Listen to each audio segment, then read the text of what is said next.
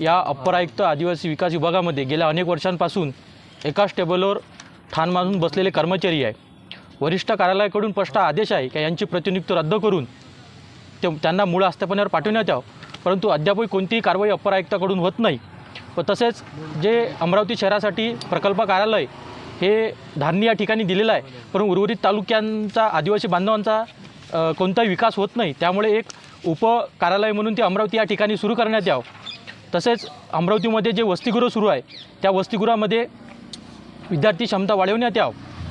टक्कर बाप्पा योजना अंतर्गत ज्या ज्या ठिकाणी आदिवासी बांधव राहतात त्या ठिकाणी एक आदिवासी सांस्कृतिक भवन उभारण्यात यावं व जे रोजंदारी कर्मचारी म्हणून लावण्यात येतात त्या ठिकाणी आदिवासी विद्यार्थ्यांना पहिले प्राधान्य देण्यात यावं। अशा विविध मागण्यांसाठी गेल्या अनेक दिवसांपासून आम्ही या कार्यालयावर पत्रव्यवहार करत आहोत, परंतु ATC साहेबांकडून कोणताही उत्तर किंवा कोणतीही कारवाई होताना आम्हाला दिसत नाही।